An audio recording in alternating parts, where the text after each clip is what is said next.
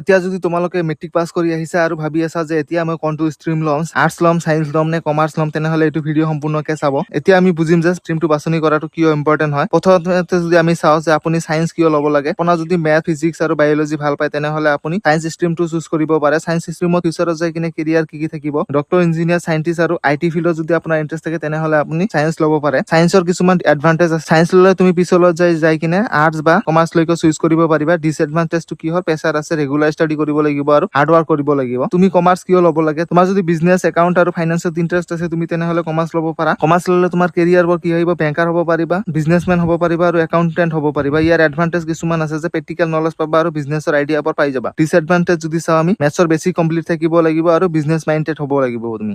Arts stream কিয় choose কৰিবা, arts stream ল'বলৈ হ'লে তোমাৰ হিষ্টৰী, পলিটিকেল, লিটাৰেচাৰ নলেজ থাকিব লাগিব আৰু কেৰিয়াৰ অপশ্যন তোমাৰ কি হ'ব, টিচাৰ, লয়াৰ, চিভিল চাৰ্ভিচত, APSC, UPSC দৰে এক্সামত তুমি দিব পাৰিবা। জাৰ্নেলিষ্ট হোৱাৰ তোমাৰ চান্স আছে। তেনেহ'লে এডভান্টেজ কি আছে, ফ্লেক্সিবল চাবজেক্ট হয়, কম্পিটিটিভ এক্সামৰ কাৰণে আৰ্টছ ল'লে সহজ হৈ যায়। চ' এইখন ভিডিঅ' যদি ভাল লাগে তেনেহ'লে লাইক, কমেণ্ট আৰু আপোনালোকে কোনটো ষ্ট্ৰীম ল'ব কমেণ্ট কৰিব। চেনেলটোৰ লগত জড়িত হৈ থাকিবলৈ নাপাহৰিব। Thank U.